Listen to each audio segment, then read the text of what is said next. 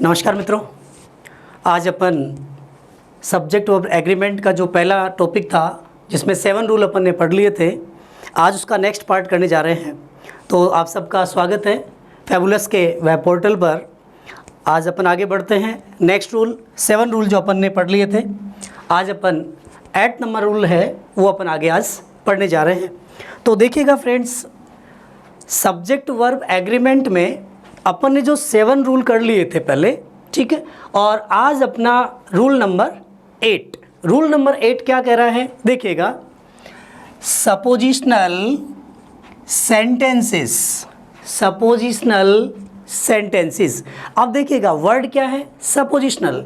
देखिएगा सपोज करना, वर्ड क्या है, सपोज करना। जब अपन किसी चीज़ को सपोज करते हैं, मान लेते हैं, कल्पना करना, तो यहाँ मैं इसको क्या कहूँगा, कल्पना करना। काल्पनिक वाक्य, अनुमान लगाना, किसी चीज़ के बारे में कल्पना करना। जैसे वाक्य किससे बन सकता है, if, as if only, suppose, I wish, he wish, he wishes, ऐसे अपन आगे वर्ड्स को काम में लेंगे। तो देखिएगा फ्रेंड्स, आज अपन चलते हैं, सेंटेंस लेते हैं पहले। जैसे if he blanks my boss, ये एक सेंटेंस है मेरे पास। If he blanks my boss. अब आप क्या करेंगे कि यहाँ पर आने वाली जो वर्ब है वो सिंगुलर होगी या प्लूरल होगी, क्या होगा ये अपने को देखना है। तो देखिएगा फ्रेंड्स, जब अपन क्या करते हैं, सपोजिशन करते हैं, जब अपन अनुमान लगाते हैं, ऐसी सिचुएशन में हमेशा जो वाक्य इफ से शुरू हो रहा है उस वाक्य में, जैसे पहला वर्ड क्या अपने पास इफ़, तो इफ से शुरू होने वाला जो वाक्य होगा उसमें सब्जेक्ट कौन है, यहाँ ही। तो फ्रेंड्स आप ध्यान रखें कि यहाँ ही जो है वो सिंगुलर है, तो आपको क्या लगेगा कि जो वर्ब आएगी वो सिंगुलर के अनुसार क्या, इज, राइट। लेकिन आप ध्यान रखें, सपोजिशनल सेंटेंसेस में सब्जेक्ट के अनुसार वर्ब नहीं आती है, हमेशा प्लूरल फॉर्म आएगी। कौन सी फॉर्म आएगी, प्लूरल फॉर्म आएगी। तो प्लूरल फॉर्म कौन सी है, देखिएगा आर और वर, ये 2 प्लूरल फॉर्म है अपने पास। Clear friends. तो देखिएगा, ही, इफ ही माई बॉस, काश वह मेरा बॉस होता। जैसे मैं अनुमान कर रहा हूँ कि काश वह मेरा बॉस होता, पास्ट की बात कर रहा हूँ, तो यहाँ पर वर का प्रयोग किया जाएगा, if he were my boss. अब देखिएगा सेंटेंस में, जैसे मान लीजिए दूसरा सेंटेंस मैंने ऐसा लिखा, ही बिहेव्स विद मी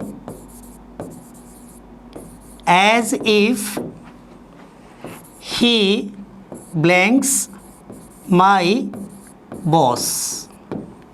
अब देखिएगा सेंटेंस में यहाँ ही बिहेव्स विद मी, वो मेरे साथ व्यवहार करता है।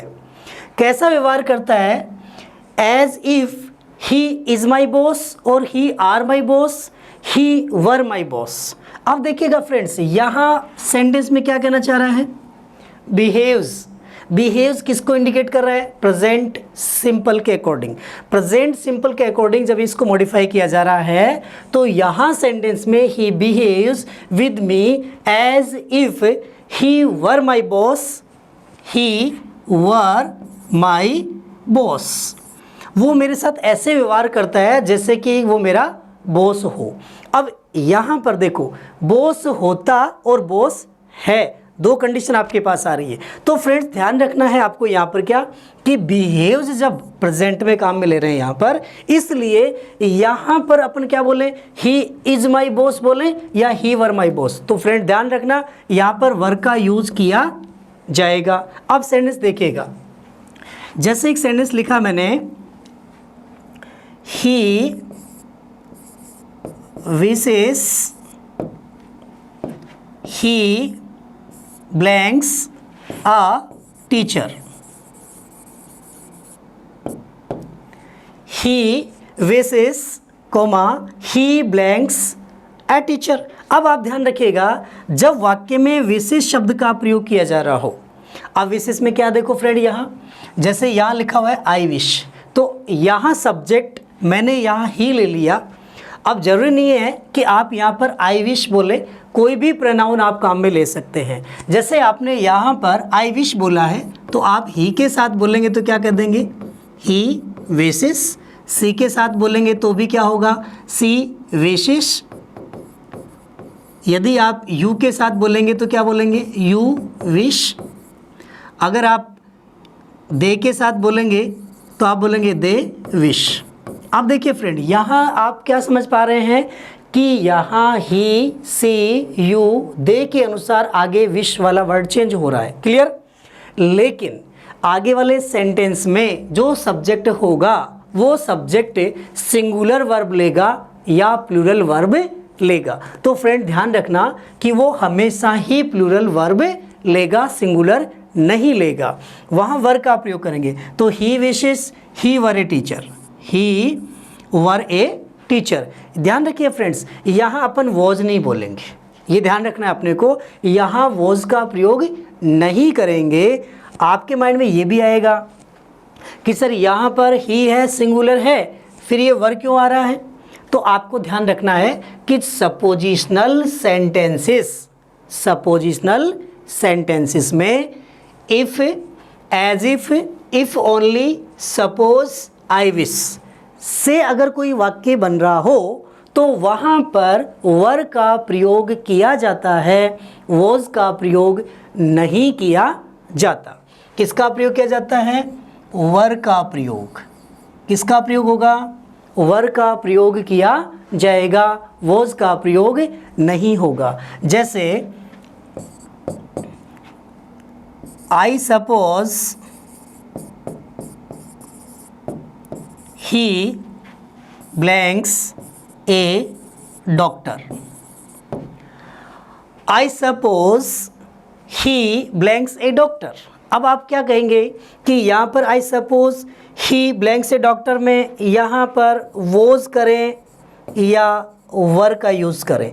तो जनरली आपके माइंड में क्वेश्चन क्या आएगा कि जब वाक्य में यहाँ क्या दे रखा है, सपोज, तो आई सपोज, ठीक है, ही सब्जेक्ट है, इस सब्जेक्ट के अनुसार क्या है, वोज या वर, तो आप कहेंगे सिंगुलर वर्ब है, इस सिंगुलर सब्जेक्ट है, इसलिए वर्ब भी कैसी होनी चाहिए, सिंगुलर।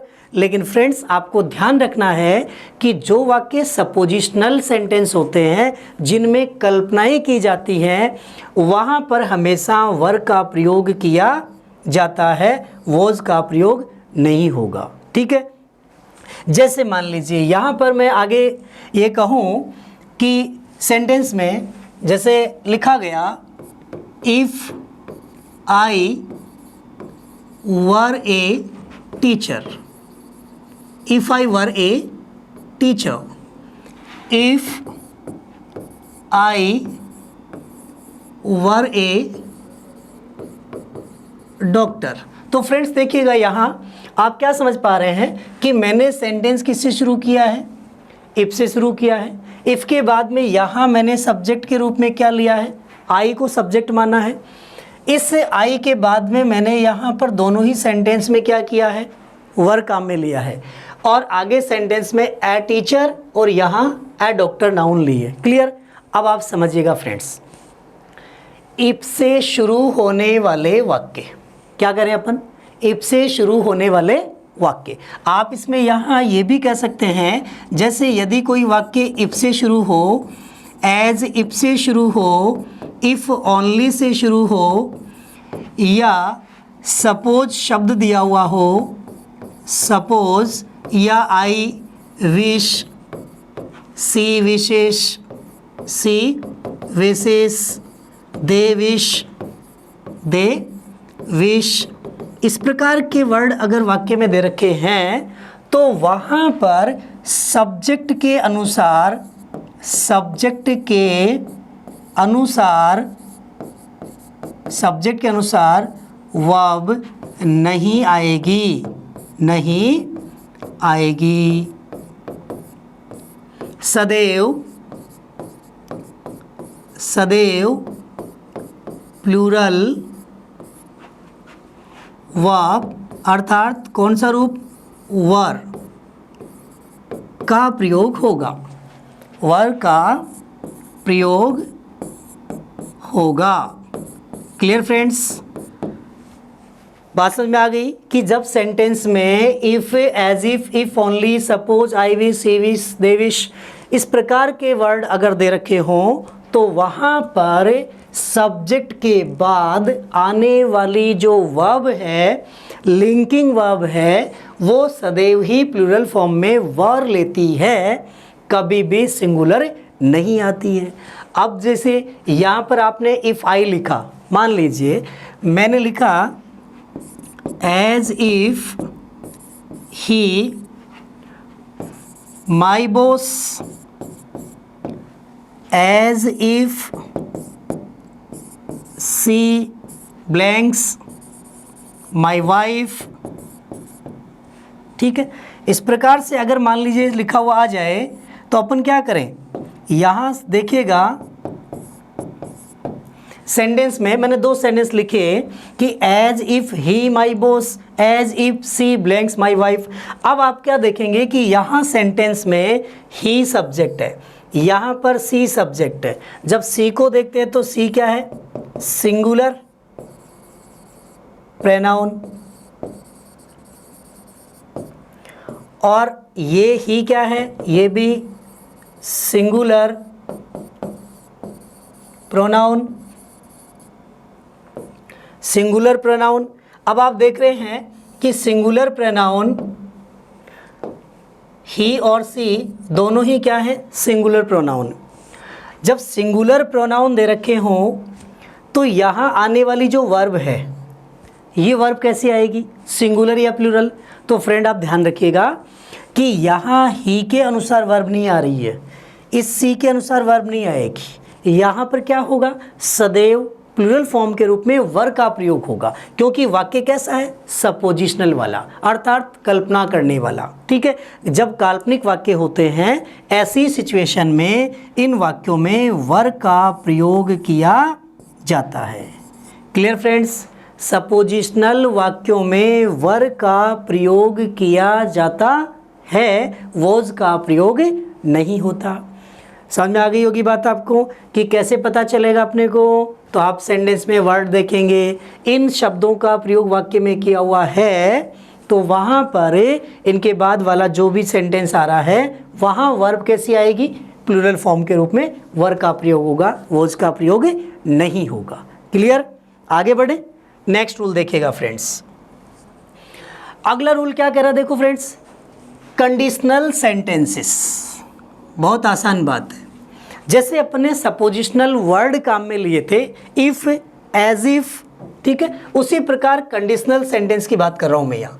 कंडीशनल सेंटेंस में क्या कह रहे हैं अपन, देखिएगा कि यदि मान लीजिए वाक्य कंडीशनल वाला इफ, इफ, एज दो, एज दो, इफ ओनली से यदि वाक्य बना हुआ है, यदि वाक्य में इफ, एज दो, इफ ओनली से वाक्य बना हुआ है तो वहाँ कंडीशन क्या है, देखिएगा। कंडीशनल सेंटेंस, कंडीशनल का मतलब क्या हुआ, शर्त प्रकट करने वाले वाक्य, शर्त प्रकट करने वाले वाक्य, करने वाले वाक्य। फ्रेंड्स, एग्जाम में कंडीशनल सेंटेंस बहुत बार पूछे गए हैं और आपको ये बहुत आसानी से याद हो जाएगा। आप इसको समझिएगा कैसे, देखिएगा कि इफ, एज इफ, एज दो, इफ ओनली वाले जो सेंटेंस हैं, आप यहाँ इसको इस प्रकार समझें कि इफ, एज दो, इफ ओनली के साथ वाला जो वाक्य है वो यदि प्रेजेंट सिंपल में है, किस में है, प्रेजेंट सिंपल, यानी उसमें वर्ब की फर्स्ट फॉर्म दे रखी हो, सेंटेंस में क्या दे रखा हो, इसके बाद में वर्ब की फर्स्ट फॉर्म दे रखी हो, तो आगे वाला जो भी दूसरा सेंटेंस होगा उसमें सब्जेक्ट और वर्ब के रूप में क्या होगा, auxiliary verb will shall plus verb की फर्स्ट फॉर्म आएगी। समझना फ्रेंड्स यहाँ पर स्ट्रक्चर को, स्ट्रक्चर क्या कह रहा है कि इफ़, एज इफ, एज दो, इफ ओनली वाले वाक्य में यदि वर्ब की फर्स्ट फॉर्म हो तो आगे वाले वाक्य में सब्जेक्ट के बाद विल शैल प्लस वर्ब की फर्स्ट फॉर्म आएगी। अब आप इसको समझिए कैसे।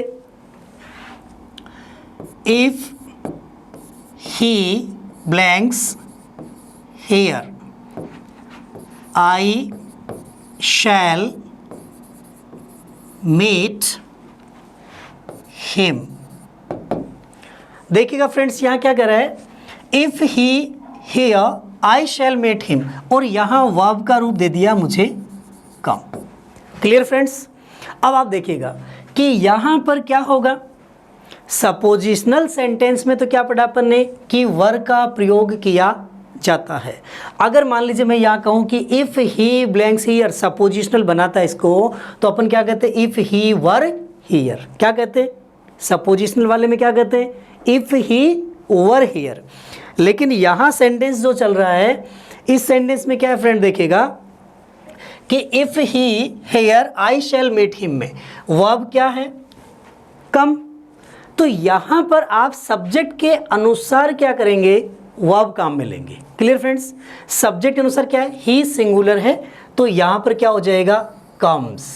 क्या हो गया, कम्स। समझिएगा friend, if he comes here I shall meet him, अगर वह यहाँ आएगा तो मैं उससे मिलूंगा। फ्रेंड ध्यान रखना कि यहाँ पर जनरली कंडीशनल वाक्य में क्या होता है कि दोनों ही वाक्यों का जो हिंदी अर्थ है वो फ्यूचर का सेंस लेता है। कैसे, यदि वह यहाँ आएगा तो मैं उससे मिलूँगा। अब अपन टेंस के अकॉर्डिंग अगर बात करते हैं तो आपके माइंड में क्वेश्चन आता है कि सर जब अपन ये बोलते हैं कि वह यहाँ आएगा तो ही विल कम है, ये बनना चाहिए ना। तो इसलिए फ्रेंड आप ध्यान रखें कि फ्रेंड्स इफ़ दे रखा है, क्या दे रखा अपने को, इफ़ दे रखा है। ऐसी सिचुएशन में सब्जेक्ट के बाद आने वाली जो वर्ब है वो सब्जेक्ट के अकॉर्डिंग ही आती है। किसके अकॉर्डिंग, सब्जेक्ट के अकॉर्डिंग। सब्जेक्ट कैसा, सिंगुलर, तो वर्ब भी कैसे, सिंगुलर। यदि सब्जेक्ट प्लूरल तो वर्ब भी प्लूरल। क्लियर हो गई बात। एक सेंटेंस और देखते हैं। पहला रूल, यहाँ मैं कंडीशनल की आपको एक स्ट्रक्चर दे देता हूँ कि इफ़ वाला जो सेंटेंस है ये प्रेजेंट सिंपल, किस में बोल रहे हैं अपन इसको, प्रेजेंट सिंपल में। क्लियर। जब प्रेजेंट सिंपल सेंटेंस आ रहा है तो और दूसरा जो सेंटेंस होगा वो किस में जाएगा फ्रेंड्स, फ्यूचर में। किस में जाएगा, फ्यूचर के अंदर जाएगा।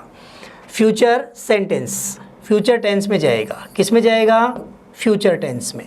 फ्यूचर टेंस में कैसे, जैसे शैल मीट, तो आपने पढ़ा है फ्यूचर में हेल्पिंग वर्ब का रूप कौन है, शैल और विल, और शैल विल एक मॉडल है, इसलिए मॉडल के साथ हमेशा वर्ब की फर्स्ट फॉर्म आती है।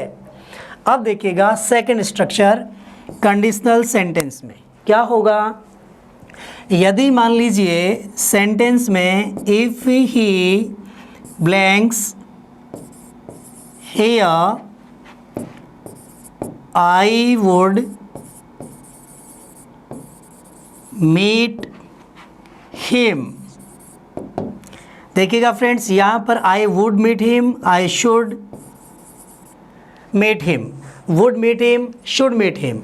अब देखिएगा यहाँ पर ये जो सेंटेंस मैंने लिखा है ये फ्यूचर का पास्ट पार्टिसिपल का रूप हुआ। क्लियर फ्रेंड्स, फ्यूचर का पास्ट। फ्यूचर से अभिप्राय क्या बोला मैंने यहाँ पर, सामान्य रूप से आप समझ पा रहे हैं कि विल और शैल फ्यूचर को इंडिकेट करने वाले दो ऑक्सिलरी वर्ब थे, विल और शैल। अब मैंने यहाँ पर विल और शैल की पास्ट फॉर्म काम में ली है, तो विल की पास्ट फॉर्म क्या है, वुड। शैल की पास्ट फॉर्म क्या है, शुड।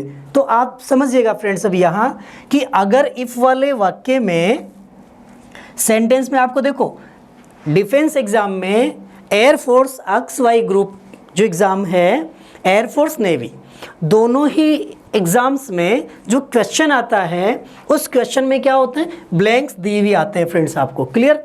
तो आपको क्या करना है, जैसे यहाँ इस वाक्य में ब्लैंक्स दिया हुआ आ गया और यहाँ पर लिखा हुआ है शैल, तो आप क्या करेंगे, इधर वाले वाक्य में ध्यान क्या रखना है, शैल दिया है तो इधर क्या जाएगा, प्रेजेंट सिंपल, यानी कि वर्ब की फर्स्ट फॉर्म के साथ एस या ईएस या वर्ब की फर्स्ट फॉर्म। अगर यहाँ पर वुड और शुड पास्ट की फॉर्म दे रखी है तो क्या करना होगा फ्रेंड्स, वुड और शुड दिया है तो यहाँ पर वर्ब की सेकंड फॉर्म काम में लेनी है। समझ पा रहे हैं आप मेरी बात, यहाँ वर्ब की सेकंड फॉर्म लेनी है।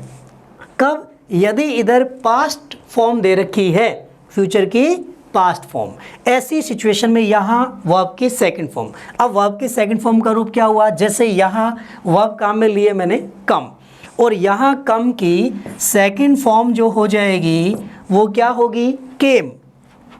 तो यहाँ क्या हो गया, केम।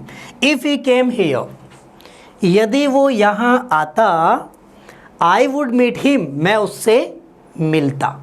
क्लियर फ्रेंड्स, क्या ध्यान में रखना है, यदि वुड शुड दिया है तो वर्ब की सेकंड फॉर्म। फ्रेंड्स, आपका एक भी क्वेश्चन एयरफोर्स नेवी का गलत नहीं होगा।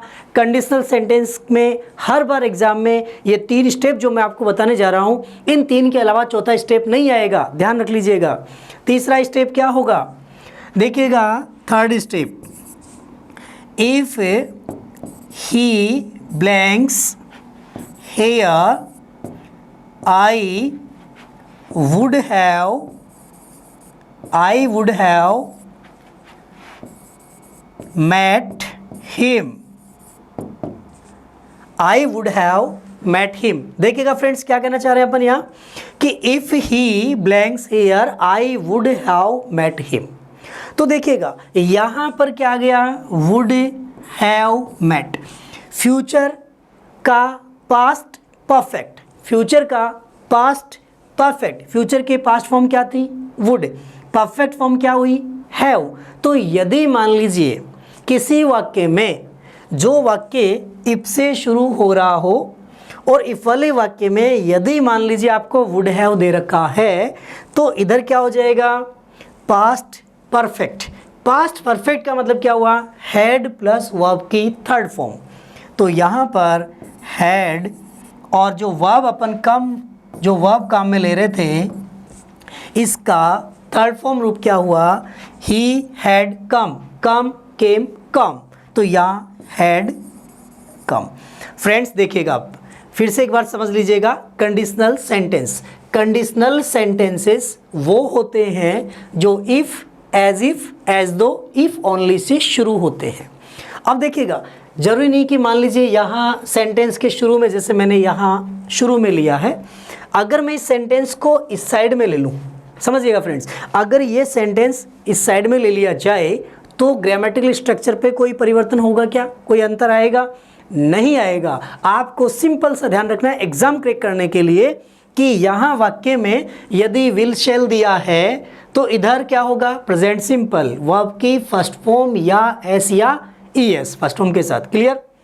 यदि सेकंड फॉर्म अर्थात वुड शुड, विल का पास्ट क्या है, वुड शुड, यदि वुड शुड दिया है तो यहाँ पर वर्ब की सेकंड फॉर्म आएगी। क्लियर।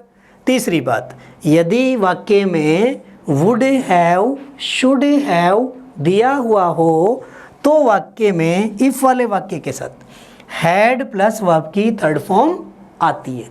क्लियर। अब मैं इन तीनों का स्ट्रक्चर लिख देता हूं, आप समझिएगा स्ट्रक्चर क्या कह रहा है। देखिएगा, पहला स्ट्रक्चर अपन ने कहा कि subject plus verb plus object plus, ये वाक्य जो शुरू होंगे ना फ्रेंड्स, ये किससे शुरू होंगे, यहाँ पर इफ, एज इफ, एज दो, इफ ओनली। अगर इनसे वाक्य शुरू हो रहे हैं तो क्या करना है, स्ट्रक्चर क्या बनाया अपन ने, सबसे पहले वाक्य में इफ, एज दो, इफ ओनली आ जाएगा, उसके साथ सब्जेक्ट वर्ब ऑब्जेक्ट। तो ये वर्ब का जो रूप आएगा, अगर मान लीजिए फर्स्ट फॉर्म के साथ एस या ईएस दे रखा हो या फर्स्ट फॉर्म दे रखी हो, तो सेकंड सेंटेंस जो भी आएगा उसमें subject plus will, shall plus verb की फर्स्ट फॉर्म प्लस ऑब्जेक्ट या अन्य जो भी है वो आ जाएगा। पहला स्ट्रक्चर। नंबर 2, दूसरा स्ट्रक्चर क्या हुआ कि सब्जेक्ट प्लस वर्ब की सेकंड फॉर्म प्लस ऑब्जेक्ट या अन्य जो भी क्लॉज वगैरह, यानी कॉम्प्लीमेंट भी हो सकता है, ऑब्जेक्ट भी हो सकता है, ठीक है, या एडवर्ब। इसके बाद में सेकंड जो सेंटेंस आएगा इसी का, उसमें क्या होगा, subject plus would, should plus verb की फर्स्ट फॉर्म। मॉडल काम में ले लिया वुड और शुड। अब देखिए थर्ड स्टेप क्या था हमारा, subject plus had plus verb की थर्ड फॉर्म प्लस ऑब्जेक्ट, ये स्ट्रक्चर आएगा। इसके बाद में सेकंड सेंटेंस जो भी आएगा उसमें क्या होगा, subject plus would should, would should have,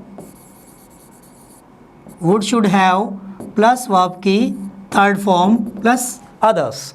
अब देखिएगा ये तीन स्ट्रक्चर जो कंडीशनल सेंटेंस में, हालांकि कंडीशनल सेंटेंस के स्ट्रक्चर बहुत सारे हैं, बट आपके एग्ज़ाम में एयरफोर्स XY एग्ज़ाम के अंदर आपके इससे ज़्यादा मैटर नहीं आएगा, इससे हाई लेवल नहीं आता है। ध्यान रखिएगा friends, subject verb object first form दे रखी हो, if, as if, as though, if only वाले वाक्यों में, तो इधर क्या करना है, विल सेल, विल सेल दिया हुआ जाए तो क्या करना है, फर्स्ट फॉर्म, ठीक है, सब्जेक्ट के अकॉर्डिंग। यहाँ पर अगर मान लीजिए वुड शुड दिया है तो क्या करना है, सेकंड फॉर्म, सेकंड फॉर्म दी हुई आ जाए तो क्या करना, वुड शुड। तीसरी कंडीशन हैड प्लस वर्ब की थर्ड फॉर्म दी हुई हो तो इधर क्या होगा, would should have plus verb की थर्ड फॉर्म। और यदि यहाँ पर आपको एग्जाम के अंदर वुड शुड हैव पहले से ही दे दिया तो इधर क्या कर देंगे, हैड प्लस वर्ब की third form. Clear conditional sentence का रूल। आगे बढ़ते हैं नेक्स्ट रूल पर। अगला रूल देखिएगा फ्रेंड्स क्या कह रहा है, adjective and adjective plus noun. पहले कोई एडजेक्टिव काम में लेना है, ठीक है, उसके बाद में एंड कंजक्शन काम में लेना है, फिर एक एडजेक्टिव काम में लेना है और उसके बाद में फिर एक नाउन लेनी है। अब कैसे समझिएगा, यहाँ पर एडजेक्टिव एंड कंजक्शन, फिर एडजेक्टिव और फिर एक नाउन। एक नाउन को आइडेंटिफाई करने के लिए उसकी दो एडजेक्टिव्स हैं। कैसे, मैंने लिखा a black and white shirt. समझिएगा फ्रेंड्स, यहां पर क्या कहना चाह रहे हैं अपन, a black and white shirt. देखिएगा एंड कंजक्शन, क्लियर। यहां पर ब्लैक क्या है, एक एडजेक्टिव है, अ ब्लैक, फिर मैंने कहा वाइट शर्ट। इस शर्ट का एडजेक्टिव फॉर्म यहां पर वाइट है और ब्लैक है, clear. A black and white shirt blank से परचेज्ड बाय यू। समझिएगा फ्रेंड्स, यहाँ पर बहुत ही शानदार सेंटेंस है, बहुत आसान रूल है, आपका ये रूल कभी गलत नहीं हो सकता। ये सेंटेंस देखिएगा किस प्रकार से कि ए ब्लैक एंड वाइट शर्ट। समझना गलती कहाँ होती है फ्रेंड्स, अपन क्या सोच लेते हैं कि एक काली और सफ़ेद शर्ट, तो माइंड में क्या हो जाता है अपने कि एक काली शर्ट है और एक सफ़ेद शर्ट है। लेकिन फ्रेंड्स ध्यान रखिएगा, यहाँ शर्ट एक ही है, उस शर्ट की दो एडजेक्टिव्स हैं, ब्लैक एंड वाइट। तो सेंटेंस क्या कहना चाह रहा है कि जब कभी भी किसी सेंटेंस में अगर दो एडजेक्टिव्स को एंड से जोड़ा जाए, ए ब्लैक एंड वाइट शर्ट, तो नाउन कितनी, एक ही नाउन है। ऐसी सिचुएशन में यहाँ आने वाली जो वर्ब है वो कैसी होगी, सिंगुलर वर्ब आएगी। A black and white shirt is purchased by you. अब देखिएगा सेंटेंस में, अगर इस सेंटेंस को एडजेक्टिव एंड एडजेक्टिव में एक सेंटेंस और लेता हूँ, जैसे मान लीजिए मैं या कह रहा हूँ a white and a white and black car. कितनी कार की बात हो रही है? एक की। तो ध्यान रखिएगा, ए वाइट एंड ब्लैक कार, एक की तो बात हो रही है ना। तो यहाँ सिचुएशन क्या कह रहा है? A white and black car is bought, is bought. कितनी कार हैं? एक कार है। ऊपर वाले वाक्य में कितनी शर्ट थी? एक शर्ट थी। कितनी कार है? एक कार है। तो ध्यान रखिएगा फ्रेंड्स, एंड कंजक्शन की बात यहाँ की अपन ने, और एंड से पहले और एंड के बाद दोनों जगह अपन ने क्या लिया है? एडजेक्टिव लिए हैं, ठीक है, और एक नाउन लिए। इस नाउन के लिए यहाँ एडजेक्टिव और यहाँ एडजेक्टिव, एंड कंजक्शन से दो एडजेक्टिव को जोड़ा अपन ने, तो दोनों एडजेक्टिव को एंड से जोड़ा एक नाउन के लिए। क्लियर? ऐसी सिचुएशन में आने वाली जो क्रिया है वो हमेशा ही क्या होगी? सिंगुलर होगी। Clear friends? एक सेंटेंस और ले रहा हूं मैं यहां।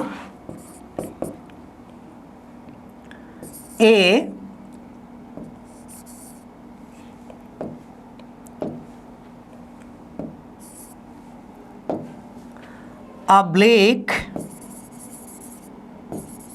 and yellow cow blanks grazing grass। देखिएगा फ्रेंड्स, क्या कहना चाह रहे हैं अपन? A black and yellow cow grazing grass.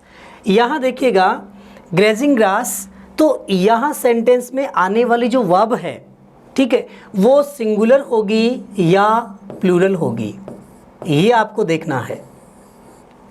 तो देखिएगा ब्लैक एंड येलो, एडजेक्टिव काम में ले रहा हूँ मैं यहाँ पर। ए ब्लैक एंड येलो काऊ, काऊ की बात कर रहे हैं। कितनी काऊ की? एक सिंगल काऊ की बात कर रहे हैं अपन। तो यहाँ आने वाली वर्ब क्या हो गई? सिंगुलर हो गई। अब यदि मान लो मैं ये कहूँ an intelligent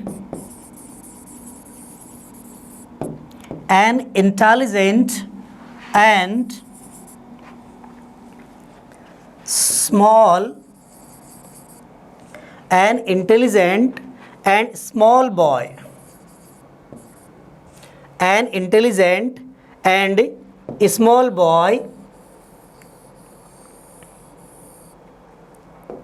an intelligent and small boy blanks playing here।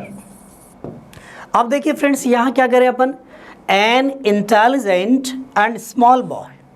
तो देखिएगा an intelligent यहाँ क्या है? and small boy, एक होशियार और छोटा लड़का। कितने की बात हो रही है? एक ही कैंडिडेट की बात हो रही है ना। तो यहाँ आने वाली जो वर्ब होगी वो वर्ब कैसी होगी? सिंगुलर वर्ब होगी। तो ध्यान रखिएगा फ्रेंड्स, यहाँ क्या बोलेंगे अपन? Is playing here, an intelligent and small boy is playing here. यहाँ आर प्लेइंग नहीं कहेंगे। Clear friends? आशा करता हूँ कि आपको ये रूल क्लियर हो गया होगा। Clear friends? आगे बढ़ते हैं नेक्स्ट रूल, रूल नंबर 11। अब देखते हैं रूल नंबर 11। ठीक है फ्रेंड्स, अपना रूल नंबर 11 क्या कर रहा है? देखिएगा, ईच एवरी नाउन, ईच और एवरी के साथ अगर कोई नाउन दे रखी हो तो वर्ब के ऊपर क्या फ़र्क पड़ेगा। Clear friends? तो देखते हैं अपन यहाँ। सबसे पहले तो आप ये समझिएगा कि ईच और एवरी क्या है। क्लियर? तो यहाँ अपन देखते हैं सबसे पहले ईच और एवरी। क्लियर?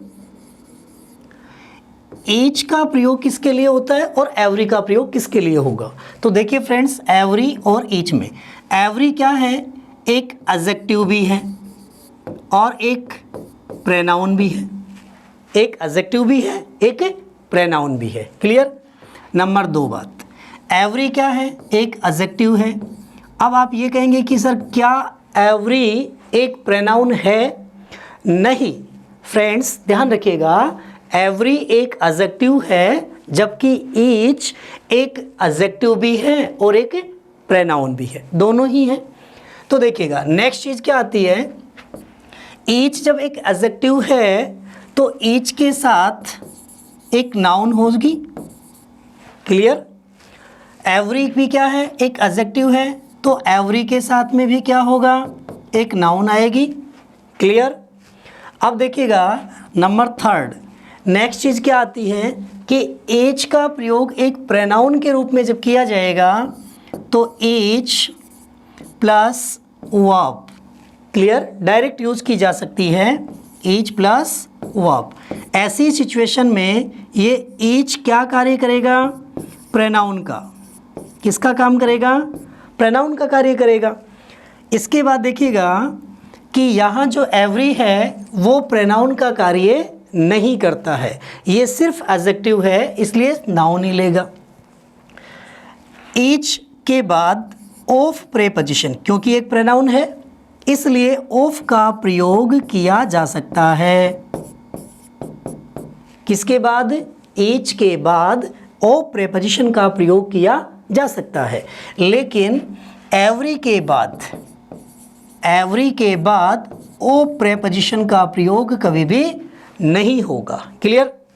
अब अपन इसके हिंदी मीनिंग के अकॉर्डिंग चले तो अपन क्या कहेंगे कि ईच का अर्थ भी होता है प्रत्येक और एवरी का अर्थ भी क्या होता है, प्रत्येक। थोड़ा सा एक लिटिल डिफरेंस है, वो डिफरेंस क्या है देखिएगा फ्रेंड्स, कि ईच का जो प्रयोग होगा, ईच का प्रयोग यहाँ पर आप समझेंगे कि ईच का एक सामान्य अर्थ तो क्या आया, प्रत्येक, लेकिन दूसरी चीज़ क्या है कि ईच का प्रयोग सीमित संख्या के लिए, ठीक है, और ईच का प्रयोग अलग अलग उद्देश्य के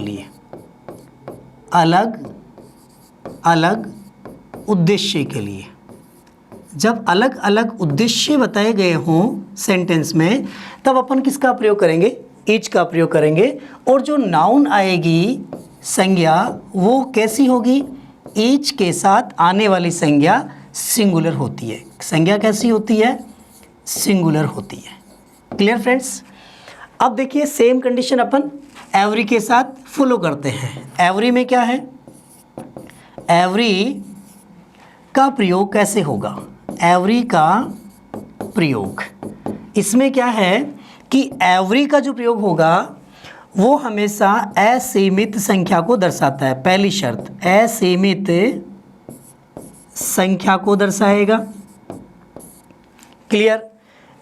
इसके अलावा एक समान उद्देश्य की बात की गई हो, एक समान उद्देश्य, एक ही उद्देश्य की बात की गई हो, एक समान उद्देश्य की बात की गई हो, वहाँ पर एवरी का प्रयोग किया जाता है।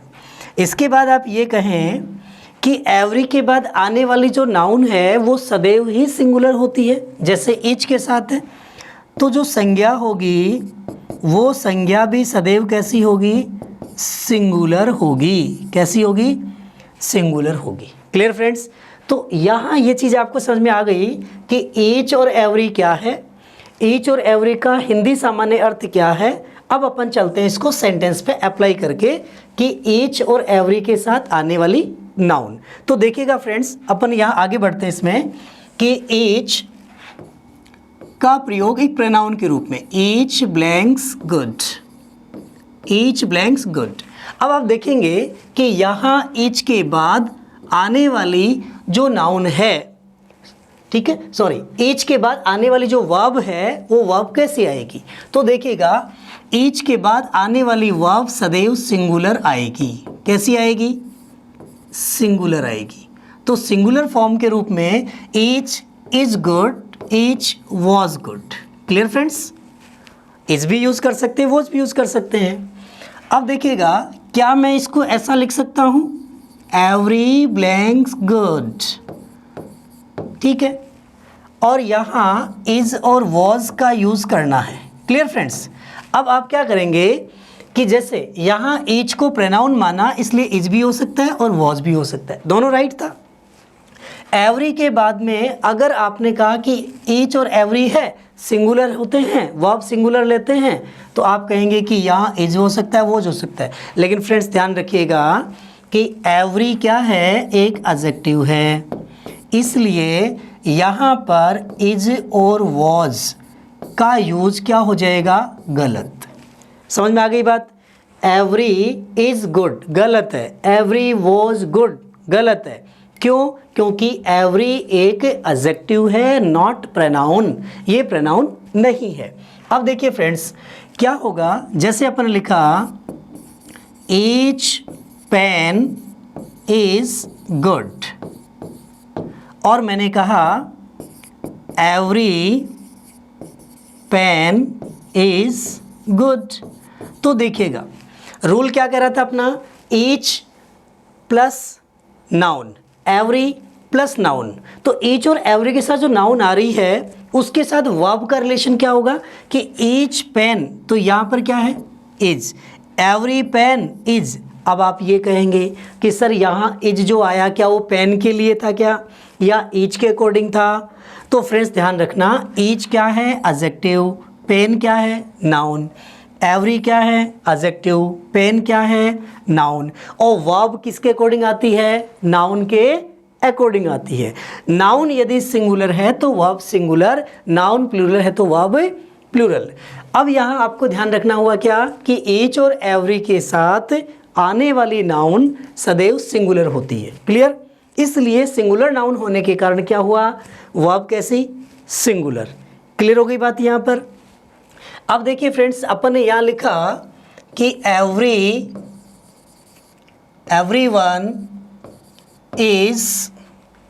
इज गुड, यहाँ एडजेक्टिव में गुड काम में ले रहा हूँ। क्लियर? अब देखिएगा ये भी एडजेक्टिव है, वन क्या है यहाँ, नाउन, प्रोनाउन। तो फ्रेंड ध्यान रखिएगा एवरीवन ये एक प्रोनाउन का कार्य भी करता है। क्लियर? एवरी एक एडजेक्टिव, वन, तो everyone is, not are. Each और एवरी से शुरू होने वाले वाक्यों में सदैव वर्ब की फर्स्ट फॉर्म आती है, या आप ये कहेंगे ईच और एवरी से शुरू होने वाले वाक्यों में हमेशा सिंगुलर वर्ब आती है। Clear friends? ईच और एवरी से शुरू होने वाले वाक्यों में सिंगुलर वर्ब। अब एक सेंटेंस देखिएगा, each book of mine blanks very interesting.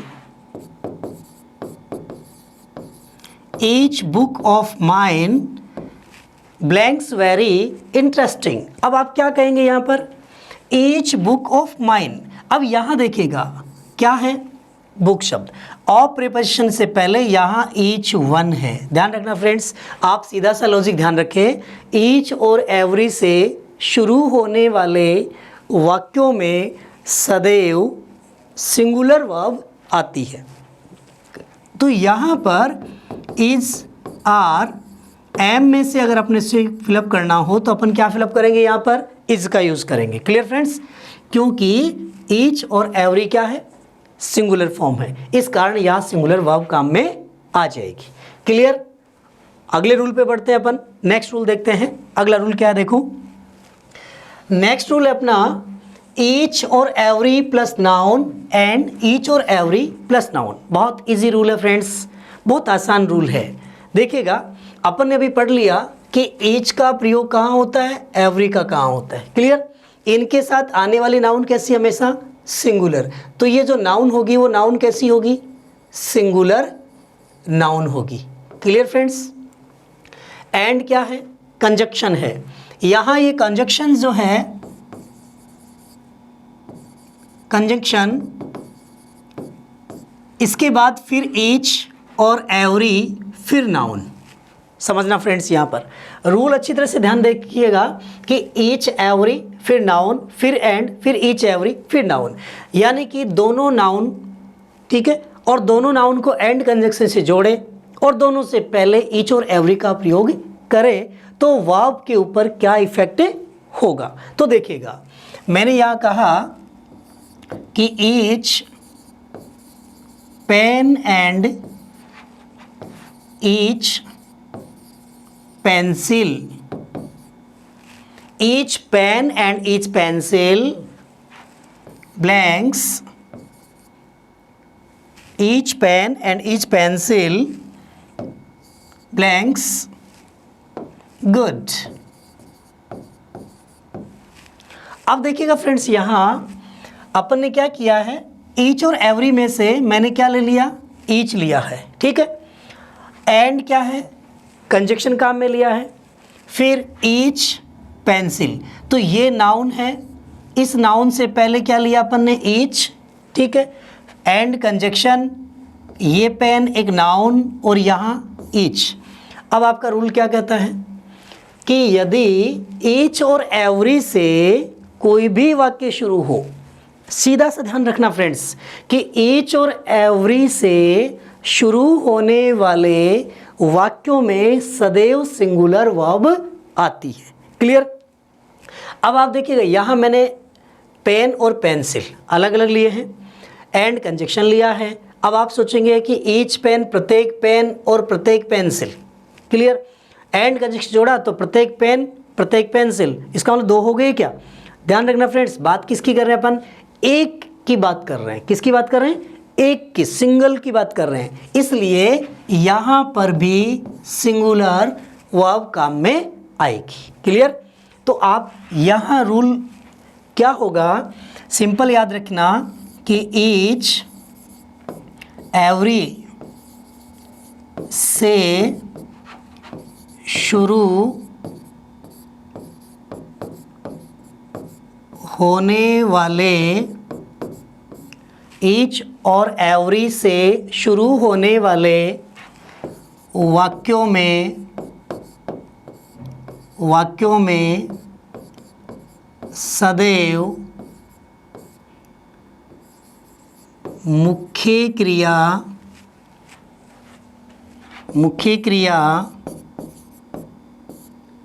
या सहायक क्रिया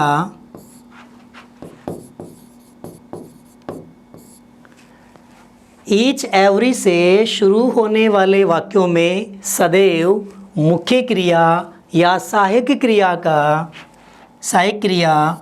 एक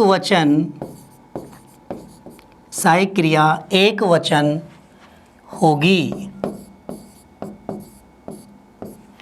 आप इसको ये भी कह सकते हैं कि ये एक वचन होगी। एक वचन से अभिप्राय क्या, कि वर्ब का सिंगुलर रूप काम में आएगा, ठीक है, सिंगुलर फॉर्म काम में आएगी। वर्ब कैसी होगी, सिंगुलर। कैसी होगी, सिंगुलर वर्ब आएगी। कौन सी वर्ब आएगी, क्रिया या सहायक क्रिया सिंगुलर वर्ब होगी, अर्थात क्रिया सहायक क्रिया कौन सा रूप होगा, सिंगुलर रूप होगा। Clear friends. ईच और एवरी से शुरू होने वाले वाक्यों में सदैव ही क्या होगा, क्रिया एक वचन के रूप में आएगी। अगला रूल पढ़ते हैं, नेक्स्ट रूल क्या कह रहा है, देखो फ्रेंड्स कि ईच एवरी प्लस नाउन, फिर एंड कंजक्शन, फिर नाउन। सिर्फ एक बार ईच लगा हुआ है और एंड कंजक्शन से अपन ने जोड़ा है। तो देखिए कैसे कि ईच बुक एंड पेन, ठीक है। अभी जस्ट इससे पहले वाले रूल में, रूल नंबर 12 में अपन ने क्या पढ़ा था कि दोनों ही नाउन को ईच और एवरी से जोड़ा था। क्लियर। इस रूल में क्या है, रूल नंबर 13 में क्या कह रहे हैं कि दो नाउन को एंड से जोड़ा गया, लेकिन जो ईच और एवरी एडजेक्टिव है वो सिर्फ एक ही नाउन के साथ है, दोनों के साथ नहीं है। जब एक ही नाउन के साथ हो तो वर्ब के ऊपर कोई इफेक्ट होगा क्या। तो फ्रेंड जस्ट मैंने अभी रूल नंबर 12 में आपको बताया कि ईच और एवरी से शुरू होने वाले प्रत्येक वाक्य में वर्ब सिंगुलर होती है, चाहे वो दोनों नाउन को इससे जोड़ दें, चाहे एक को जोड़े। वाक्य किससे शुरू हो गया, ईच से। अगर सेंटेंस आपका किससे शुरू हो रहा है, ईच और एवरी से, तो देखिएगा यहाँ सेंटेंस ईच से शुरू हो रहा है तो आपको नो डाउट सिंगुलर वर्ब काम में लेनी है। तो each book and pen is good. आपको कहीं कंफ्यूज होने की आवश्यकता नहीं है, सिंपल याद रखना है ईच से शुरू होने वाले प्रत्येक वाक्य में वर्ब सिंगुलर आती है। देखिएगा नेक्स्ट मैंने कहा every girl and boy is present. Clear? इसी प्रकार आप कह सकते हैं each man and woman is here.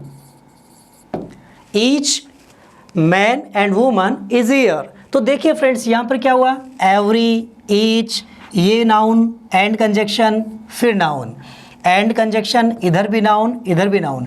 तो एंड कंजक्शन से दो नाउन जोड़ी अपन ने, यहाँ एंड कंजक्शन से दो नाउन जोड़ रहे हैं, और यहाँ भी एंड कंजक्शन से दो नाउन जोड़ रहे हैं। क्लियर? जब अपन दो नाउन एंड कंजक्शन से जोड़ रहे हैं तो आप ध्यान रखिएगा कि यहाँ ईच का प्रयोग हो रहा है, इधर भी एवरी का प्रयोग हो रहा है, इस वाक्य में यहाँ ईच का प्रयोग कर रहे हैं। तो रूल क्या कह रहा था कि ईच और एवरी, ईच और एवरी से यदि सेंटेंस शुरू हो रहा है, ठीक है, तो यहाँ पर ईच एवरी से शुरू होने वाले प्रत्येक वाक्य में जो वर्ब है या कोई भी हेल्पिंग वर्ब है, ये वर्ब और हेल्पिंग वर्ब जो होगी, इसका कौन सा रूप काम में आएगा, सिंगुलर रूप काम में आएगा। वर्ब, हेल्पिंग वर्ब दी हुई हो, उसका कौन सा रूप काम में आएगा, सिंगुलर। कौन सा रूप, सिंगुलर। बस इतना सा याद रखना है फ्रेंड्स आपको। क्या ध्यान रखना है, ईच और एवरी से शुरू होने वाले प्रत्येक वाक्य में वर्ब सिंगुलर होती है। Clear my dear? आशा करता हूँ समझ में आ गया होगा। बहुत आसान चीज़ है। बिल्कुल आगे बढ़ते हैं रूल नंबर 14 पर। रूल नंबर 14 क्या कह रहा है, देखिए, जो मैं आपको अभी बता चुका हूँ फ्रेंड्स। क्या, each is used as a pronoun. Each is used as a pronoun. जब ईच को एक प्रोनाउन के रूप में काम में लेते हैं तो इसको किस प्रकार से यूज़ करेंगे, ठीक है फ्रेंड्स। तो पहली शर्त क्या है, ईच एक प्रोनाउन है। प्रोनाउन है तो इसका यूज़ कैसे करेंगे। Clear friends? देखो, अगर ये प्रोनाउन है तो आपने देखा होगा कि प्रोनाउन प्लस हेल्पिंग वर्ब जो भी है प्लस अन्य कोई भी ऑब्जेक्ट हो सकता है। Clear friends?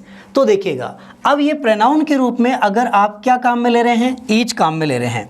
अगर प्रोनाउन के रूप में ईच को काम में लेना है तो अपन क्या करेंगे, सेंटेंस में सब्जेक्ट कौन होगा, ईच हमारा सब्जेक्ट होगा। ईच क्या होगा, सब्जेक्ट होगा। इसलिए इस सब्जेक्ट के अनुसार क्या करना अपने को, वर्ब काम में लेनी है। तो आपने अभी जस्ट देखा कि ईच और एवरी के साथ हमेशा सिंगुलर वर्ब आती है। तो ईच यहाँ सब्जेक्ट का रूप है, तो ये सिंगुलर है या प्लूरल फॉर्म है, सिंगुलर है। कौन सी फॉर्म रहेगा, सिंगुलर। तो सिंगुलर होने से यहाँ सिंगुलर वर्ड काम में आएगा। Each is going to play. Each is going to play. क्या ध्यान रखना है, ईच के साथ हमेशा सिंगुलर। अब ये ईच क्या है, ये प्रोनाउन है। Clear friends? क्या है, प्रोनाउन। कैसे पता चला, क्योंकि प्रोनाउन नाउन के स्थान पर आता है, तो यहाँ ये सब्जेक्ट के स्थान पर आया। Clear friends? सब्जेक्ट के स्थान पर क्या हो सकता है, एक नाउन होती है, एक प्रोनाउन होता है। क्लियर? अगर नाउन हो या प्रोनाउन हो तो नाउन के बाद वर्ब आती है, यदि प्रोनाउन हो तो भी क्या है, वर्ब आए। और यदि एडजेक्टिव हो, क्या हो, एडजेक्टिव, तो ध्यान रखना फ्रेंड, एडजेक्टिव के बाद में क्या होना ज़रूरी है, नाउन का होना। अगर ईच को एक एडजेक्टिव की भांति काम में लेते तो क्या आता, आगे नाउन देना होता है उसके लिए। तो देखिएगा, यहाँ ईच क्या है, अपना एक प्रोनाउन है, और प्रोनाउन होने के कारण आगे सिंगुलर वर्ब काम में आएगी, कोई नाउन नहीं आएगी। अब देखिए, जैसे अपन ये ऐसा लिखा जाए कि each book is red. Each book is red. Clear friends? तो आपसे मैं कहूँ कि ये ईच प्रोनाउन है क्या, आपका आंसर क्या होगा, no sir, it is not a pronoun here, because noun is given. Noun दी गई है, कहाँ, विद ईच के साथ नाउन दी हुई है, इसलिए ये प्रोनाउन नहीं है, प्रोनाउन नहीं है। क्या है फिर ये एक एडजेक्टिव है। क्या है? एडजेक्टिव है। तो फ्रेंड ध्यान रखिएगा कि एज को जब एडजेक्टिव के रूप में काम में लें या एज को एक प्रोनाउन के रूप में काम में लें तो वर्ब के ऊपर कोई इफेक्ट होगा क्या? नहीं होगा। दोनों ही रूपों में वर्ब हमेशा सिंगुलर होगी। क्लियर? दोनों ही रूपों में वर्ब हमेशा सिंगुलर होगी। क्लियर? देखिएगा यहाँ लिख देता हूँ मैं कि एज का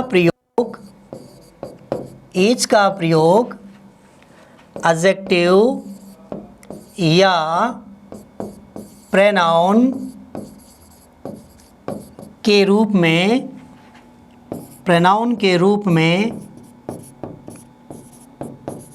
हो तो वर्ब दोनों ही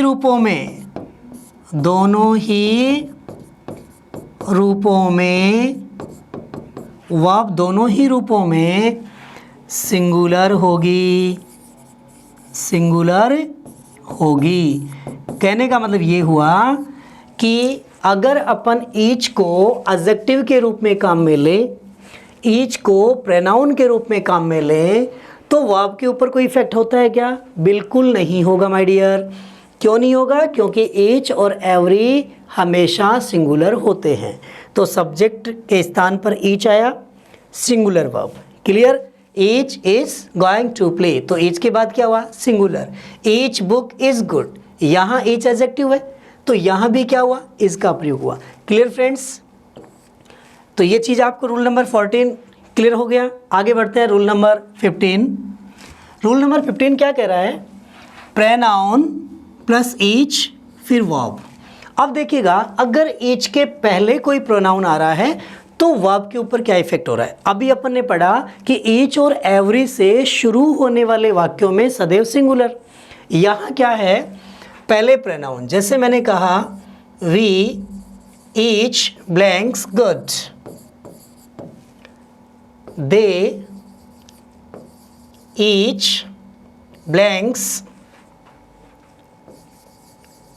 playing football.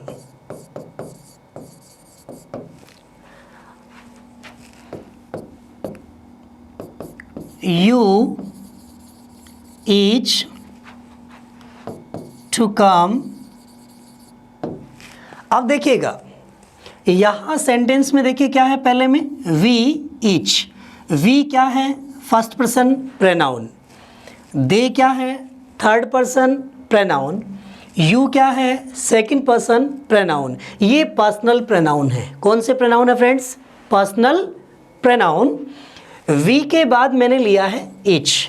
क्लियर? दे के बाद भी क्या है? ईच। यू के बाद क्या है? ईच। रूल क्या कह रहा है? प्रोनाउन प्लस ईच, यानी पहले प्रोनाउन दे रखा हो। क्लियर? तो वर्ब के ऊपर क्या इफेक्ट होगा? अपन ने अभी देखा कि ईच और एवरी से शुरू होने पर तो हमेशा क्या था? सिंगुलर वर्ब थी। लेकिन यहाँ क्या आ गया है? प्रोनाउन पहले आ गया। तो ध्यान रखिएगा कि जो प्रोनाउन पहले आ रहा है, प्रोनाउन पहले जो आ रहा है किसके? ईच के पहले। क्लियर? ईच के पहले जो प्रोनाउन आ रहा है तो वर्ब जो आएगी वो वर्ब किसके अनुसार आएगी? इस प्रोनाउन के अनुसार वर्ब आएगी। Clear friends? Pronoun plus each तो वर्ब किसके अनुसार आई? प्रोनाउन के अनुसार वर्ब आएगी। यदि ये प्रोनाउन सिंगुलर फॉर्म में है तो वर्ब सिंगुलर, यदि प्लूरल फॉर्म में है तो प्लूरल। अब आपके पास एक क्वेश्चन आता है कि क्या ईच से पहले सिंगुलर फॉर्म आ सकती है क्या? सिंगुलर प्रोनाउन आएगा क्या? फ्रेंड्स नहीं आएगा। क्यों नहीं आएगा? क्योंकि ईच, ही ईच, वह प्रत्येक नहीं होगा फ्रेंड्स। ईच का प्रयोग कुछ संख्या वहाँ पर मौजूद है पहले से, उन ज़्यादा में से प्रत्येक की बात कर रहे हैं अपन। वो संख्या में कुछ अधिक हैं, उनके प्रत्येक की बात कर रहे हैं। जब एक ही है तो प्रत्येक कहने की आवश्यकता नहीं है। तो फ्रेंड्स ध्यान रखना, यहाँ जो प्रोनाउन आएगा वो प्रोनाउन प्लूरल फॉर्म को दर्शाएगा। किसको? प्लूरल को। जैसे वी, दे, यू, ये प्लूरल है। कौन से? वी, यू, दे, ये प्लूरल सब्जेक्ट है, प्लूरल प्रोनाउन है। इसके बाद ईच लिया है, तो यहाँ पर जो वर्ब आई है वो वर्ब क्या होगी, प्लूरल फॉर्म आर है, वर है, हैव है, इस प्रकार से काम में ली जाएगी। तो देखिएगा, we each are good, they each are playing football, you each are to come. यहाँ पर आप हैव भी काम में ले सकते हैं, you each how to come भी कह सकते हैं और आर टू कम भी कह सकते हैं। क्लियर फ्रेंड्स, लेकिन आएगा क्या, प्लूरल फॉर्म ही आएगा। तो ये अपने 15 रूल थे फ्रेंड्स। आज अपन ने जो रूल नंबर 8 से लेकर रूल नंबर 15 तक डिस्कस किए हैं, इन रूल्स में यहाँ पर अब फ्रेंड्स अपन ने आज के सेशन के अंदर रूल नंबर 8 से लेकर रूल नंबर 15 तक क्लियर किया है और आशा करता हूँ आपको ये सभी रूल क्लियर हो गए होंगे। नेक्स्ट सब्जेक्ट वर्ब एग्रीमेंट के पार्ट में अगला जो रूल है, रूल नंबर 16 से आगे अपन नेक्स्ट वीडियो में देखेंगे। बेस्ट ऑफ लक, जुड़े रहिए मेरे साथ डॉक्टर रॉय फैबुलस के वेब पोर्टल के ऊपर। Thank you again, come back.